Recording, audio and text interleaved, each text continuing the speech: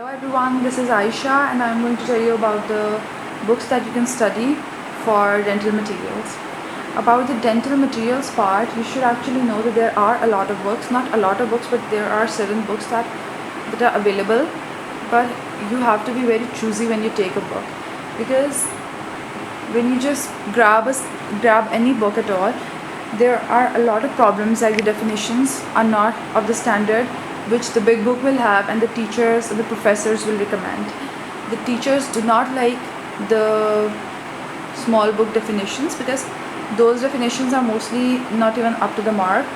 So I've had a lot of trouble deciding what to study and where to study from.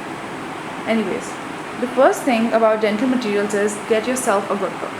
I got two books. The first book that I got myself was this one, Dental Materials by John J. Manapal,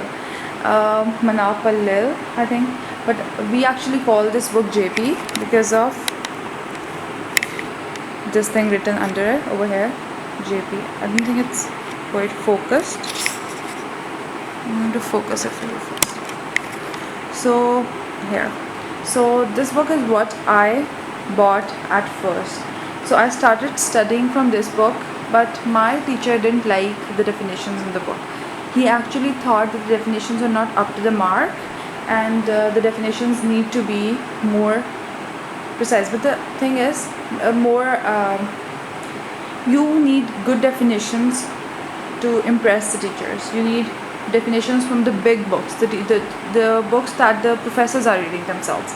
So you actually have to get those books. The thing about dental materials by the basic dental materials by JP, the JP book, the thing is that this book will this book has a lot of data. The book is formed, has these webs, and the book has this classification and extra knowledge that the other books do not really have. They have the concepts. So the books have the concepts and they have a lot of reading material, while basic dental materials is like you get something to cram and you cram it all.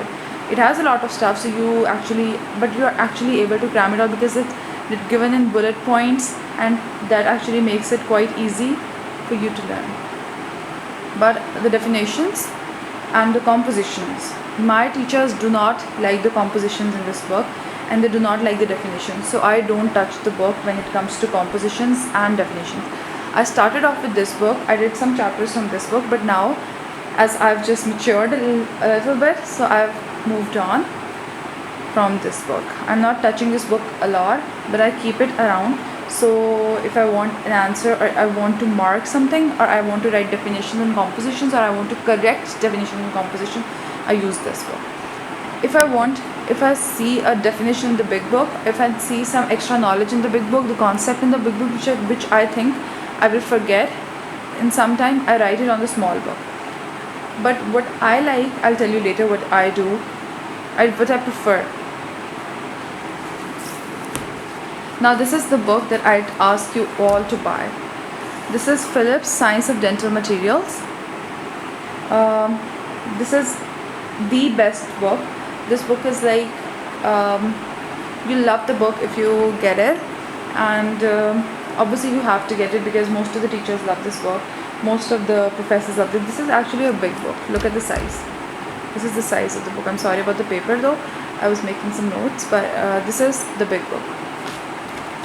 So the thing about Phillips is that you get the concept, you get the correct compositions, you get the correct definitions.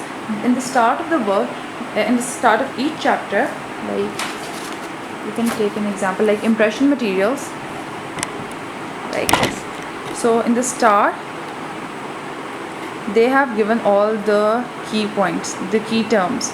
The key terms are there to help you understand that these are the words that will be used throughout the book, not throughout the book but throughout the chapter, so you can actually understand those terms over here. And if you don't understand it there, you actually come back to the first page and you read these definitions again, or one of the definitions that you do not understand. So the concept is made over the understanding is done over here about the major terms, the key terms, and then you get the concept in the further chapter, the whole chapter. So this is actually easy that way. Then there's also the outline given in this chapter, whatever is in the chapter. So the impression materials in this book has just one chapter and everything is explained in this chapter. And in the basic dental materials you'll get about 3 to 4 chapters. About each classification has another chapter. So this is about this book. What else do I like about this book? This book has a lot of stuff. This book has a lot of definitions. This book actually has a lot of concepts that we made in A level and O level, and those concepts are also explained in this book. Not that those concepts are related, and you actually try to make connect the dots, and you understand the terms more easily when it comes in. There's also a part critical question. When the critical question part comes in this book, this means that the coming paragraph or the coming topic will actually be covering that chapter, that question, the critical question, like the one given over here.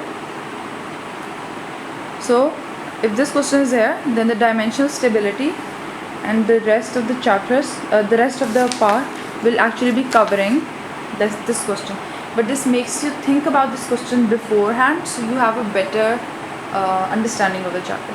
The thing is that you need to study again and again. You cannot just read it once and then you're like good to go. No, you have to read it again and again, and then you make notes or something, and then you read it again, and then you cut out stuff which you don't really need and stuff like that, or you put in stuff in your notes which you actually need now. So this is it about this one. So I did gypsum products from here and I loved it. It was pretty easy in this one than any other book. I loved it. I got the concept, I got what I had to do. Everything is given in the best possible way. So I loved it. Anyways, the other thing that you need to do is get yourself, I have some of these here, I'll show you. I don't want to show the name of the teacher though. This is it. Wait.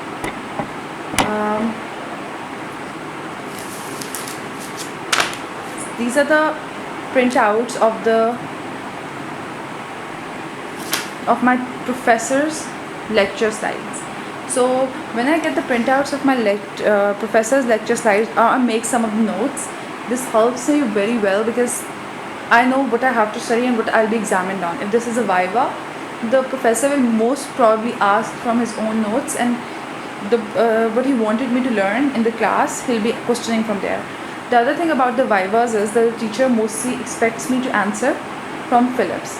He won't be expecting me to answer from JP or any other book because my teachers at least do not like JP. Moving forward, there are other books which I go for. I don't actually go for another. There's another book, and that is a book of past papers, the UQs, the university questions. The paper questions that are repeated so many times, and the questions that actually come in the final professional, the second year professional. So they'll actually be helping me with making the concept of knowing what is more important to the examiner when it comes to written stuff. You can actually get the questions from your seniors, the past papers which were used the last year, so you can so you can actually get an idea what your professors at your very university are expecting you to know. So you pretty much get the whole idea, and then you study dental materials by that. The other thing that I'll highly recommend is get yourself a register, a notebook specifically for this subject. What you do is you make notes in that book. Whatever you study from both of the books, you write it down in webs and classification webs and stuff like that, so you actually understand what the teacher or what you have studied from all the books. You have a summarized version with you, so it is very helpful when it comes to the final. So you can just read those parts and be happy about it. There's another thing that is available. I think it's available, I don't know if it's available everywhere, but there are classification charts available at some of the college bookshops. So what you can do is you go get that one of those. It's a big one. You can put it on your wall and you can read through it. Like first you get the classification from that chart, and then you have something in your mind and you get the basic concept of the chapter, so you know what the classification is and you get easy about it. So this is what most of the people, I think, are very find it very helpful. So that is one of the things. Anyways, this is it, and I think dental materials like this is very easy to do if you are able to do it like this. The next